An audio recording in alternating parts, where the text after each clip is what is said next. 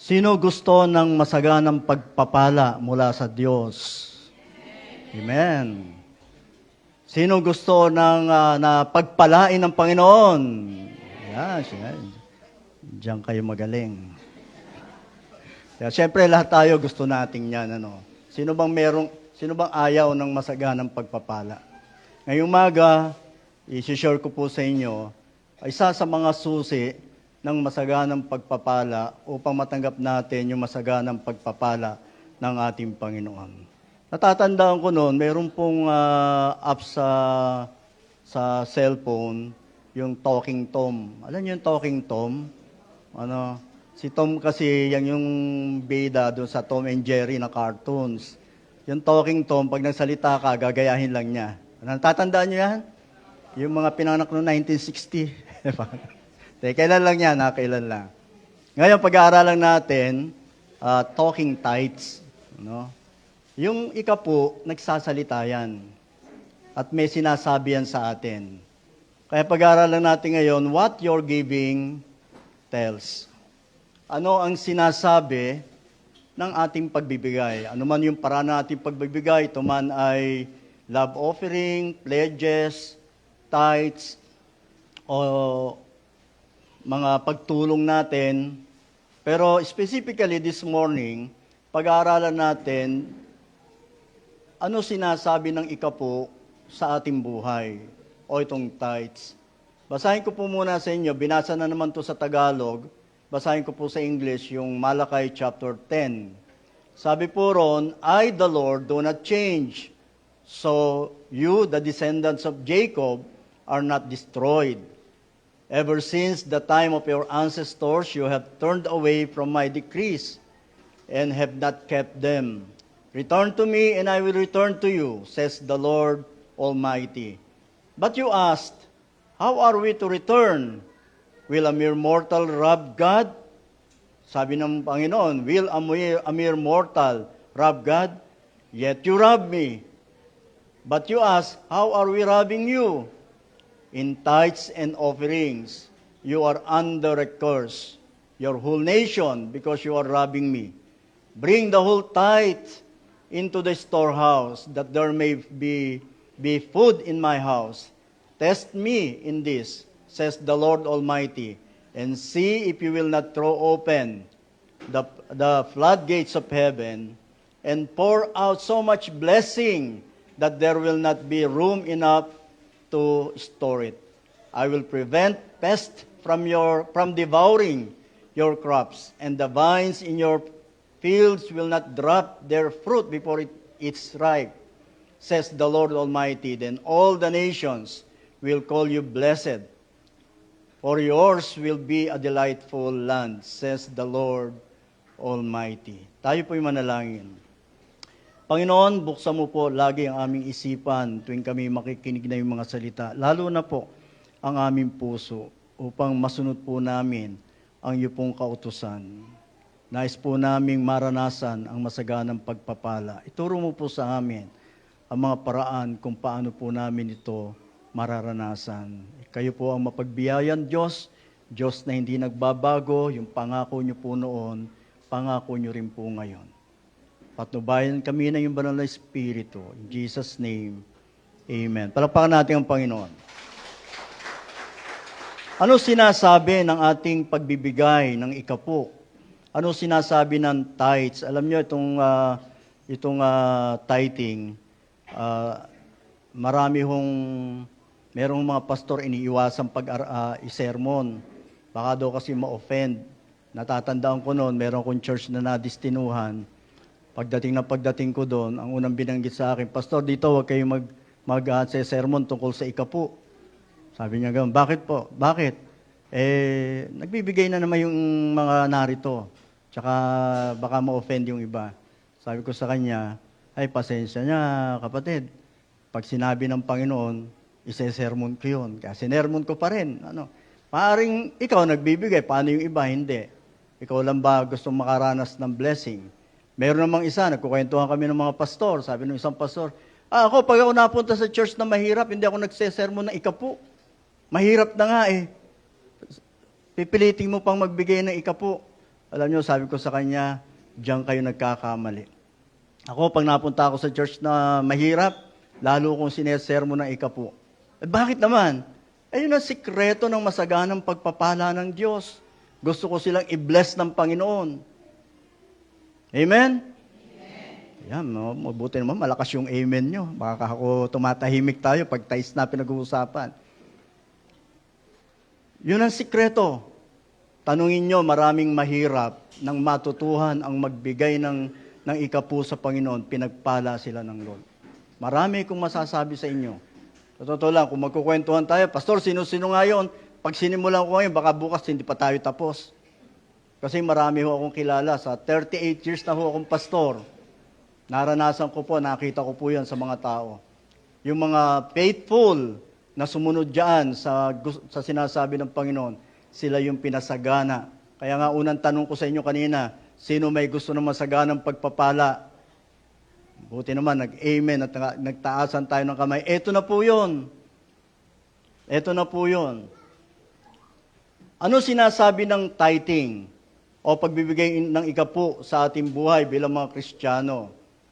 Sinasabi nito kung kayo ay nasa Panginoon o wala pa. You are in the Lord or not. Kung ikaw ay nanumbalik na sa Diyos o hindi pa. Sinasabi ng ikapu kung ikaw ba ay nanumbalik na sa Diyos o hindi pa. Sabi doon sa binasa natin kanina, ever since the time of your ancestors, you have turned away from my decrees and have not kept them. Return to me, and I will return to you, says the Lord Almighty. Maganda sa Tagalog. Basahin natin, tayong lahat. Nasaan yun? Ito pala, mamaya na yan. Basahin po natin. Tulad ng inyong mga ninuno, manumbalik kayo sa akin at manunumbalik din ang pagtingin ko sa inyo, sabi ni Yahweh. Okay, yun lang. Ulitin ko. Hinahanap yung ano nito eh. Wala pala. Tulad ng inyong mga ninuno, kayo tumalikod sa aking mga kautusan. Manumbalik kayo sa akin at manunumbalik din ang pagtingin ko sa inyo, sabi ni Yahweh. And then pagkatapos po ng verse 7, sinabi ng Panginoon, ninanakawan ako ng aking bayan. So sinabi niya na yung ikapu. Sinabi niya yung hindi nyo sinusunod na kautusan. Pinapakita nyo lang lumalayo kayo sa akin. Parang anak nyo lang yan eh. Pag yung anak nyo inutusan nyo, ayaw sumunod, ano sinasabi nyo? Aba, ayaw mo nang magpasakop sa akin. Di ba? Ganon. Lumayas ka. Ay, may karugtong na. Lumayas ka na. Ano, ayaw mo rin lang sumunod sa akin. So yun po yung kaisipan natin. Ganun din ang Diyos. Gusto niyo manumbalik sa Diyos? Simulan natin doon sa pagsunod. Kaya yung alibugang anak, di ba, lumayas? Kasi ayaw niya ng mga batas doon sa bahay. Pero nang siya bumalik, willing na siya magpasakop. Kasi nakita niya, ay may blessing pala doon. Sa labas pala noon, wala. Doon, naghirap siya, nang lumabas siya eh. Nang bumalik siya, pinagpala uli siya ng Panginoon. So sinasabi nito, kung tayo ay nasa loob na ng Panginoon o wala pa. Kaya sabi niya dito, pag patuloy niyong hindi gagawin yan, hindi pa kayo nanunumbalik sa akin. Pag nanumbalik kayo sa akin, manunumbalik din ang pagtingin ko sa inyo. Sabi sa isang talata, Galatians 6:7, do not be deceived. God cannot be mocked. God cannot be mocked. A man reaps what he sow. Sabi diyan, huwag kayong padaya. Ang Diyos ay hindi naloloko. Kung ano tinanim nyo, yun ang aanihin nyo. Yung palang tithing, may pagka-natural law. Yung likas na batas, isinasama ng Panginoon doon sa pagbibigay natin ng ikapu.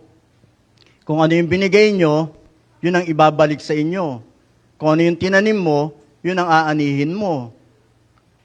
Nagtanim ka ng isang buto ng mangga, huwag kang umasa may tutubo ng 10 puno ng mangga. Isa lang yan.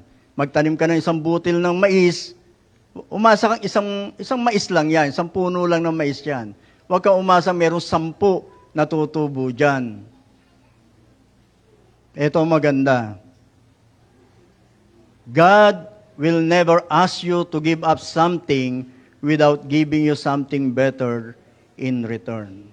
Hindi hingin ng Diyos sa inyong isuko ang isang bagay na hindi niya ibabalik ang mas higit pa rito. Lagi nating tatandaan yon. Yung kasabihan, lagi nating narinig, you cannot outgive God. Sabi nga natin, you cannot outgive God. Sige po kayo. Nasaan? Yung may dalawang pula. Ito. Kaya pala bumagsak. Kaya po pala bumagsak. Yun. Ayun naman pala. Nagparamdam. Sabi ng Mike, ako gamitin mo, hindi yan. Ayan. Okay, thank you, Brother Dong. So God will never ask you to give up something without giving you something better in return. You cannot, sayang lahat, you cannot outgive God. Ano sa Tagalog, hindi mo maihigitan sa pagkakaloob ang Panginoon. Nakakahiya kasi sa Panginoon kung tayo ay nagbibigay tapos hindi niya papalitan ng masigit pa. Bakit? Kasi mas mayaman siya sa iyo. Di ba? Nakakahiya yun. Halimbawa, nagbigay ka ng isang ano ba tawag dito? Cake. Dahil birthday nung mayaman mong friend, binigyan mo ng cake, ang binigay mo ay Goldilocks. Tapos nag-birthday ka. Kung ikaw yung milyonaryo na yon, ano ibibigay mo? Siyempre, hindi Goldilocks. Kasi mayaman ka eh. Bibigay mo ano? Ano, kotse? Contis. Ayan, medyo mas mahal daw. Red ribbon, medyo mas mahal. Tapos minsan hindi lang isa, mas malaki, mas maganda. Kasi siyempre mas mayaman ka eh. 'Di ba? Mas mayaman sa iyo ang Diyos pag nagbigay ka, ibabalik niya 'yan ng something better, sabi nga. Mas higit pa doon. Sabi nga, hindi hingin ng Diyos na iyong isuko ang isang bagay na hindi niya ibabalik ang mas higit pa dito. Pangalawa, sinasabi nito kung love mo ang church or hindi. Bakit? Tingnan nyo, sabi rito will a mere mortal rob God? Yet you rob me. But you ask, how are we robbing you? In tithes and offering. Kaya sabi niya, bring the whole tithes into the storehouse, that there may be food in my house. Tagaloging natin, ang tanong ko na matuwid bang dayain ng Diyos ang dayain ng tao ang Diyos? Okay, tanong sa atin, okay lang ba dayain natin ang Lord? Siyempre, hindi. Kaya nga sagot dito, hindi. Ngunit dinadaya niyo ko. Tanong ng mga tao, sabi ng Diyos, sa paanong paraan? Sa mga ikapu at mga handog. Kasi sukat yun eh. Itong maganda sa ikapu, parang ang hirap dayain kasi may sukat. Pwede pa yung walang sukat, yung love offering. Okay, kung kaya may mga nagsasabi, di ba, Pastor, sa Old Testament yan, sa New Testament, kung ano yung maluwag sa iyong loob, yung hindi napipilitan lang, yung ang katuwiran ng marami. Di ba sabi sa Old Testament, magbigay kayo ng maluwag sa loob at hindi napipilitan lang, sapagkat gusto ng Diyos, nagbibigay tayo ng masaya. God loves a cheerful giver. So sabi ng iba, oo nga, pero pag binasa niyo yung context noon, wala akong kinalaman doon ang tithes. Pag binasa niyo context no, yun po ay tungkol sa pagtulong. Si Pablo nangingilak, nangingi ng mga abuloy sa mga churches, at sinasabi na magbigay kayo kasi mayroong nangangailangan. Pero sabi niya, bigay niyo ng maluwag sa inyong loob, huwag napipilitan lang. Ay, pagdating sa ikapu, ganun din. Ibigay niyo nang hindi kayo napipilitan, yung maluwag sa loob. Minsan nga ako, sabi ko, kahit napipilitan, ibigay. Dahil, bakit? Kahit medyo mabigat sa loob, minsan kasi pag nagkukwenta na tayo Nako, ito ikapu ko, bigas namin to ngayong linggo Sayang din to. Medyo manghihinayang, ako sa akin, kahit nanghihinayang ka, kahit napipilitan ka, ibigay mo. Bakit? Hindi sa'yo yan. Sabi mo sa katabi mo, hindi pala sa'yo. Alangan naman nang hiram ako kay Sheila. Sheila, pahiram nga ng bestida. Parang hindi bagay. Kaya ano na lang, kay Edward. Edward, pahiram nga ng shoes, ng sapatos. Kasi meron akong, mga sapatos ko, puro pang-formal eh. Kailangan ko ng sport, pang-jogging. Tapos, pinahiram niya ako. Sige, babalik ko sa'yo. Kailan ko ibabalik yon? Pag sinabi ni Edward, Pastor, yung shoes ko, gagamitin ko, pakibalik nyo. Teka, hindi pa maluwag sa loob ko eh. Pwede ba, pag maluwag na sa loob ko, tsaka ko ibabalik sa'yo. Pwede ba yon?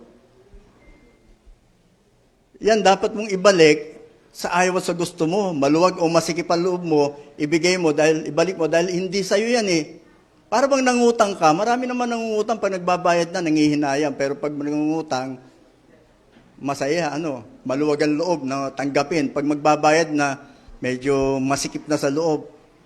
Ano ba, pag hindi ba maluwag sa loob mo, hindi mo ibabayad? Ganun ba yon? Hindi, madidimanda ka. Subukan mong gawin yon. Magagalit sa iyo yung inutangan mo. Ibabalik mo yan dahil hindi sa iyo. Kaya nga ginamit doon sa Malakaitan dalhin ninyo ang inyong mga ikapo. Dalhin, pakidala. Hindi naman sinabing ibigay. Ang sabi, dalhin. Bakit? Kasi hindi yun yan Kaya pakidala dahil hindi yun yan. Kaya sabi dito, ang tanong ko naman matuwid bang dayain ng tao ang Diyos? Hindi, ngunit dinadaya ninyo ko. Sa paano paraan? Sa mga ikapo at mga handog, ibigay ninyong buong buo ang inyong maikapo upang matugunan ang pangailangan ng aking templo. Basahin natin na yung kulay pula. Upang matugunan ang pangailangan ng aking templo. Hindi naman yung pangangailangan ng Diyos sa langit, di siya nangangailangan doon. Ang pangailangan, yung kanyang templo na narito sa lupa. Na kapag binigay natin, matutugunan yan. At ang sabi diyan, buong buo. Sabi nga natin, buong buo. May narinig nga ako doon sa DCAS. Sabi niya, pag nagbibigay ako ng tithes, hindi ko na kinukwenta yung eksakto. Halimbawa, sinabi, ang tithes ko ay 1,158. So, ibibigay ko 1,200. Kasi baka ayokong, okay lang sumobra, wag lang kulangin, nakakahiya sa Panginoon. Kasi sabi, buong buo Para hindi ako magkasala, pinalalagpas ko na. Sabi niyang ganon. At ang maganda rito, pag tayong lahat, kaya sinabi natin, nagsasabi to kung mahal mo ang church o hindi, dahil ang church, binibigay mo yung pangailangan ng church. Parang pamilya mo lang yan. Pag hindi mo tinutugunan yung pangailangan ng yung pamilya, tatay ka, hindi ka responsible, magagalit yung pamilya mo. Ganon din sa Panginoon. Sino yung ninanakawang natin? Actually, kung ako tatanungin yun, ninanakawang natin, bawat isa sa atin pag hindi natin binibigay yon. Sino ba ang church? Tayo. Di ba tayo yun? Ngayon, wag ko kayong mapapalunok habang pinag-aaralan natin to. Huwag kayong sasabihin nyo, masyado yatang yung sinesermon ni Pastor. Kanina, tinanong ko naman kayo, gusto nyo ba ng masaganang pagpapala? Ano sagot nyo? Opo. Ito, pinag-aaralan natin. Paano tayo makakaranas ng masaganang pagpapala mula sa Diyos? Kaya sabi doon sa 1 Corinthians 12:27, now you are the body of Christ and individually members of it. Tayo ay bawat isa atin bahagi ng iglesia. Kapag hindi natin ibinibigay yung para sa church, ninanakawan natin bawat isa sa atin. Pero pag binibigay natin, nagiging responsible member tayo ng isang iglesia o isang church ng Panginoon. Love the church, sabi diyan. Love the church. Christ bled for the church, so should you. Mahalin mo ang church, si Kristo ay nasugatan, namatay para sa church, dapat ganun din tayo. Amen? Si Jesus nga, hindi lang tithes ang binigay niya buong buhay niya.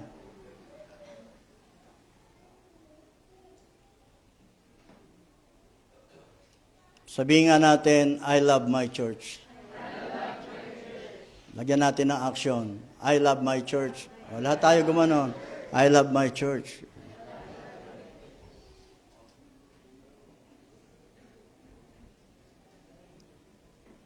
Pangatlo, sinasabi rin nito kung ikaw ay nasa ilalim ng sumpa o hindi. Sabi doon sa verse 9 and 11, you are under a curse, your whole nation, because you are robbing me. Dahil dito, sabi niya, pag ginawa niyo yan, pag nanumbalik kayo, ginawa niyo, i-bless ko kayo. Yung peste, hindi i-devour yung mga crops. Yung mga tanim ninyo na hindi pa hinog, bumabagsak na, hindi ko gagawin yun. Magtapat kayo sa pagbibigay ng inyong mga ikapu. You are robbing me. Naalala ko yung nag-speak si Ninoy Aquino, natatandaan niyo yung pinaka maganda niyang speech doon sa Amerika, si Ninoy Aquino, nung kasikatan niya. Hindi si Noynoy, si Ninoy, yung tatay niya. Sabi daw nung Pangulo, nung panahon na yon, yung asawa ng Pangulo, nakita daw yung Prime Minister ng Japan at saka yung asawa ng Pangulo natin nung panahon na yon. Sabi daw nung asawa ng Pangulo, you know, I love my country very much. Sabi nung Hapon, oh really? You rob your country very much. You rob your country very much, sabi nung Hapon. Minsan ganun ang ginagawa daw natin. We rob our God very much. Hindi love, kundi rob. Ninanakawan natin ang Diyos. Kaya dahil dito, sabi ng Panginoon, isinusumpa ko kayong lahat sapagkat ako'y dinadaya ng buong bansa. Padadalhan ko ng salot ang inyong mga lupain. Malalagasan ng bunga sa di panahon ang inyong mga puno ng ubas, sabi yan, at ng ubas sa parang.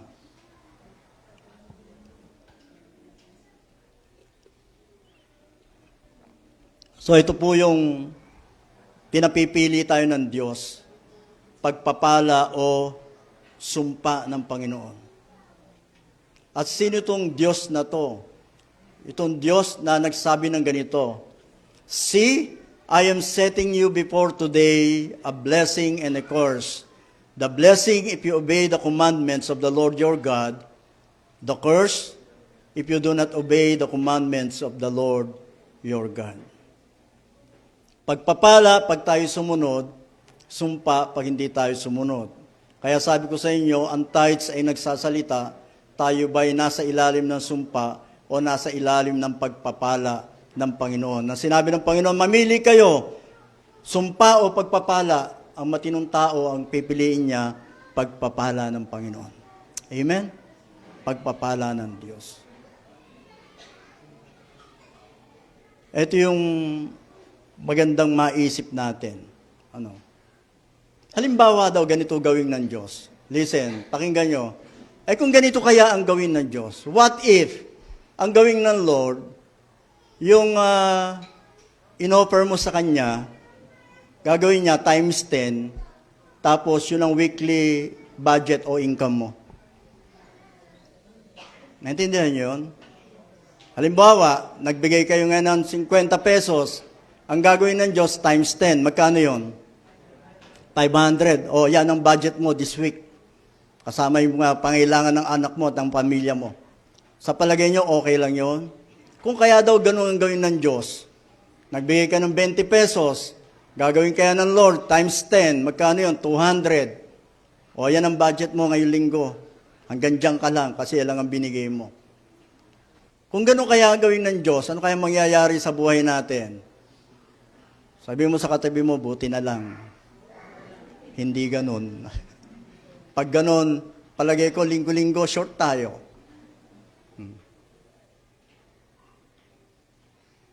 Ito ang nakita ko, mga kapatid. Ito yung nakita ko.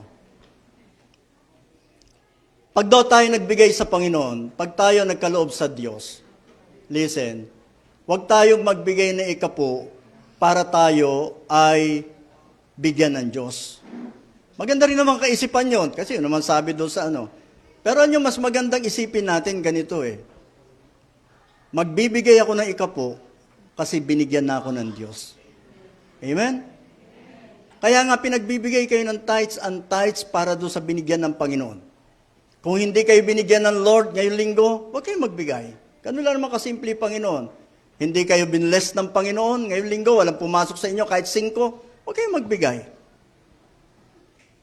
Pero dahil may binigay sa inyo, Panginoon, kaya tayo nagbibigay sa Lord. Ibinibigay natin yan dahil una nang nagbigay ang Diyos. Amen? Kaya pag may binigay sa inyo, Panginoon, sabi nga huwag ka na magreklamo. 90% nga yun sa'yo, 10% nga lang sa Lord.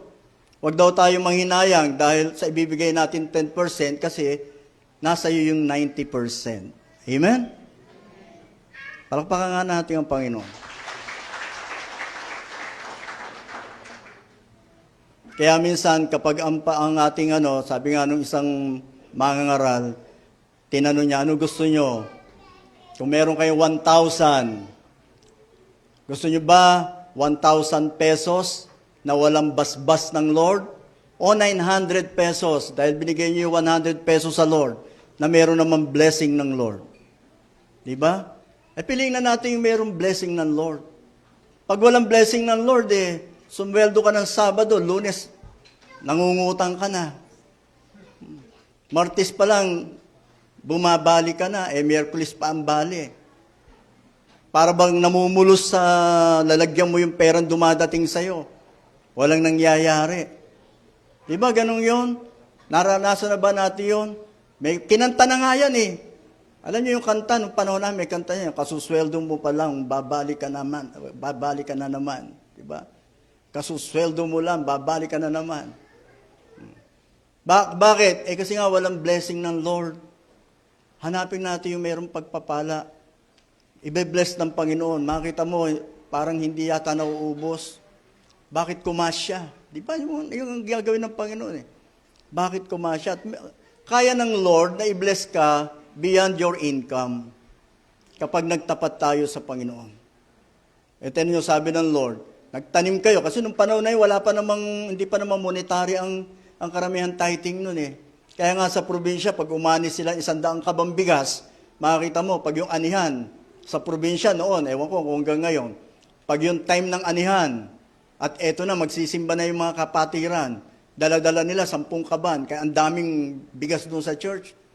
Ang ginagawa nila, binebenta para maging pera magamit sa church. Dala-dala nila kung ano yung pananim nila, kung umani sila siya ng 10 sakong talong, yung isang sakong talong, dadaling nila sa church yun. Ganun noon. Sabi niya, pagpapalain ko inyong mga pananim, hindi pa nahihinog, nagbagsakan na. Pwedeng gawin ng Panginoon yon para turuan tayo kung paano magkaloob sa Lord. Amen? Baka sabihin niyo, Pastor, pinahihirapan niyo ang tao. Hindi ito alam ko at sa alam ng Diyos kung paano tayo i-bless ng Panginoon. Para pagpalain tayo ng Panginoon. Marami akong kilala na pinagpala ng Panginoon dahil naging tapat sa pagkakaloob sa Panginoon. Hindi nating alam. Huwag mo sabihin, pag gustong bawiin yan ng Panginoon, isang sakit lang yan. Minsan lagi ko sinasabi, kapatid, isang sakit lang yan, kayang bawiin sa iyo ng Panginoon ang hindi mo binigay sa Kanya. Isang aksidente lang yan, kayang bawiin ng Panginoon. Isang dilubyo lang yan sa buhay nyo, kayang bawiin ng Panginoon yung hindi mo binigay sa Kanya. One of the keys to a blessed life, kung gusto natin tayo pagpalain ng Panginoon, bring the whole tithe into the storehouse. Test me in this. Sabi diyan, subukan niyo ako kasi siguro parang alam ng Diyos na yung iba nag-aalinlangan diyan. At yung iba siguro maraming katwiran pagdating sa tithing. Kaya sabi ng Lord, subukan niyo ako. Sige, alam kong nagdududa kayo.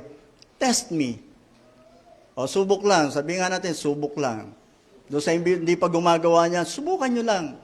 I-test niyo ang Lord. Okay lang naman. Siya nga nagsabi, subukan natin ang Panginoon. Subukan nyo, sabi niya. says the Lord Almighty, and see if I will not throw open the floodgates of heaven and pour out so much blessing that there will not be room enough to store it. Yung bang, alam niyo yung may-ari ng ano ba yon, yung mangustin na tsaa, ano ba yon? Ano? MX3. Minsan daw nag-lecture siya. Sabi niya, ayoko na ng pera. Biro mo yun, sabi niya. Ayoko na ng pera. Ang dami niyang pera eh. Habang siya nagbibigay dumadami pera niya eh. Sabi niya, hindi lang tithes yung binibigay niya. Sabi, ayoko na ng pera.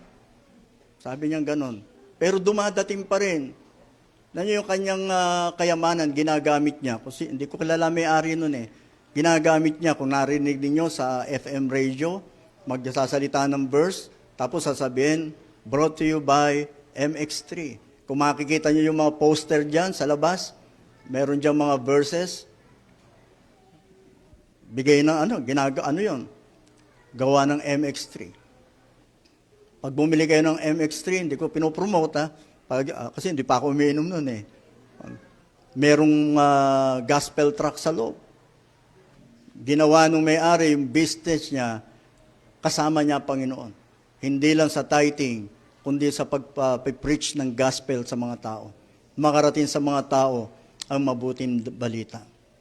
So, lalo siyang binebless ng Panginoon. Sabi niya, lalo nga akong binebless ng Panginoon. Dumating na yung time na sinabi, joke lang naman yun sa kanya, para sabihin niya na, magtapat kayo sa Panginoon. Dadating ang panahon, wala na kayong paglagyan ng pagpapala ng Lord. Hindi nyo na alam kung paano nyo gagamitin at ilalagay yan. So, saan ilalagay yan? Bakit? Yung daw mga peste, yung mga pwedeng kumuha ng kayamanan nyo, yung pwedeng umagaw ng kayamanan nyo, aalisin ng Panginoon.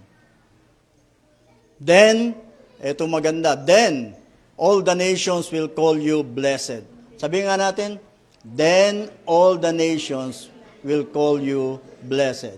For yours will be a delightful land, says the Lord Almighty.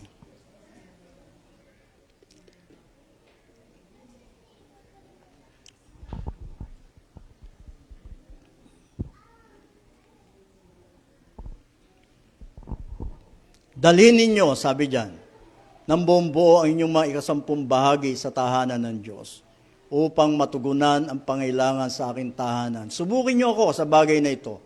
Kung hindi ko buksan ang mga bintana ng langit at ibuhos sa inyo ang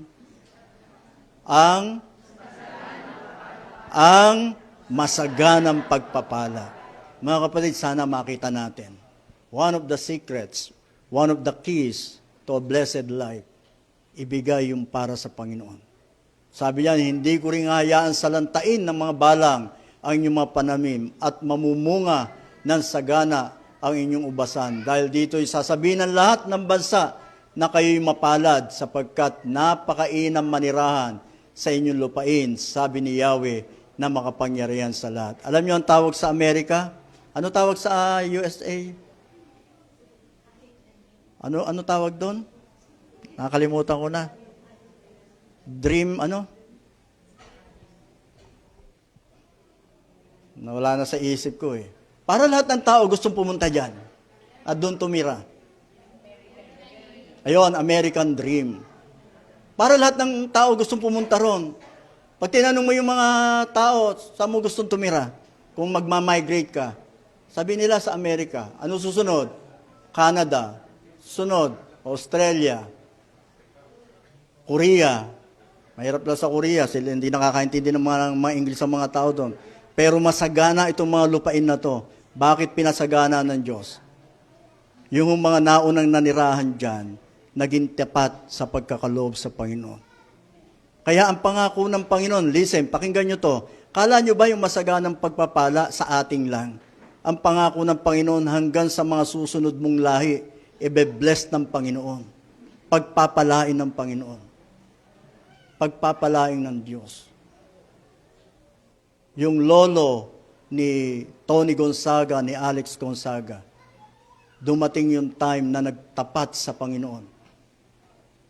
Merong isang church, nung panahon na yon, mga 1980s, nag-donate sila ng $250,000 para mapatayo lang yung church. Kaya tinan mo, hanggang kaapu-apuhan pinagpapala ng Panginoon. Patay na yung Carlos Gonzaga. Matagal nang namatay yun. Kabataan pa ako noon, namatay na yun. Tingnan nyo, dahil siya'y nagtapat, yung kanyang mga inapo, kanyang mga anak, kanyang mga apo, gumagawa ng paraan ng Panginoon. Sino mag-iisip na magiging artista yung mga apo niya?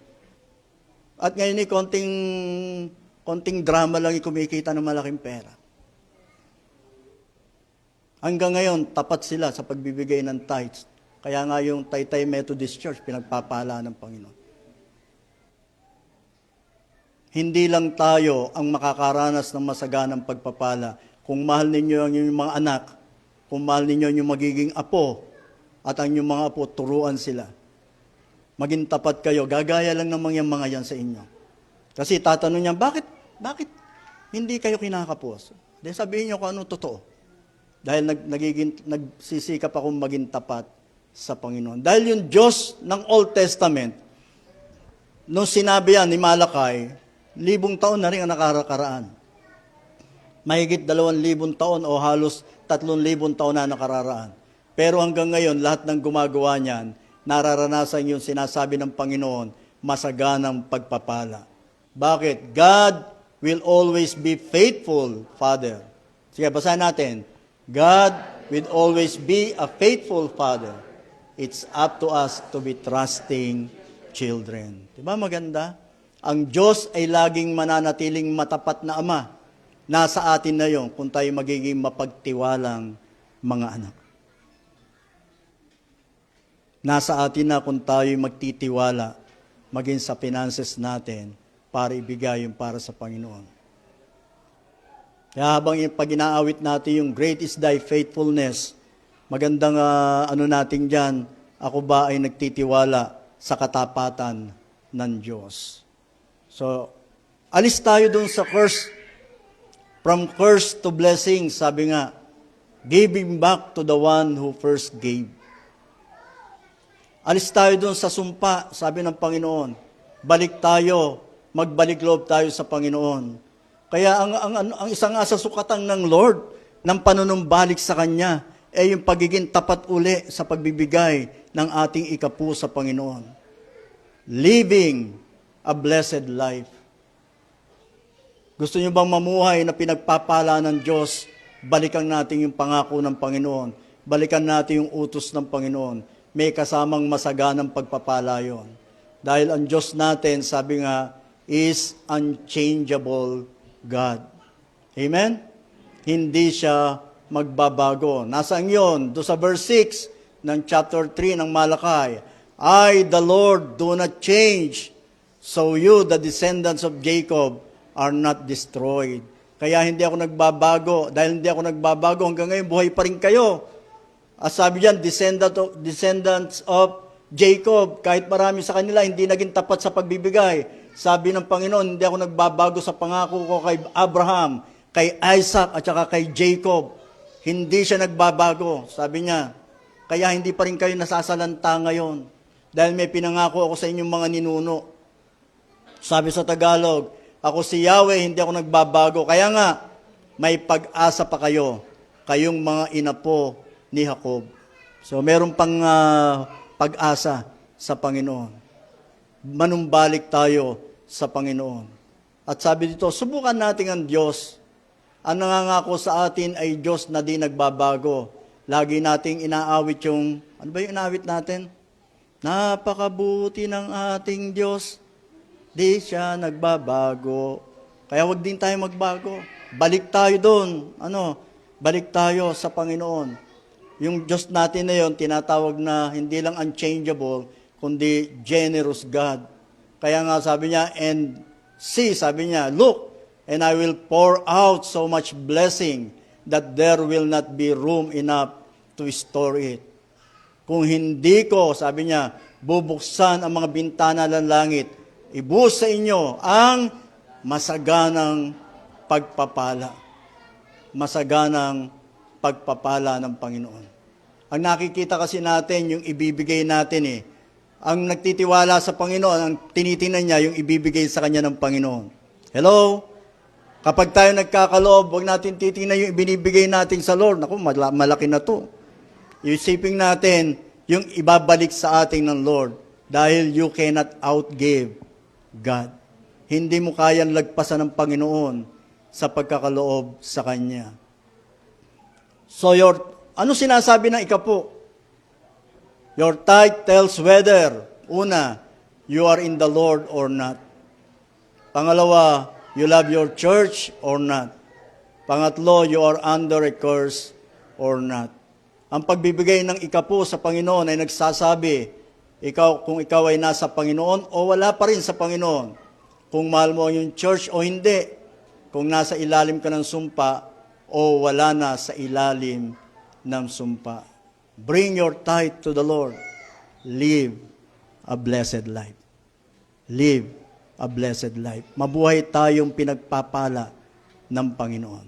Sa pangalan ng Ama at ng Anak at ng Banal na Espiritu. Amen. Palakpakan natin ating Panginoon.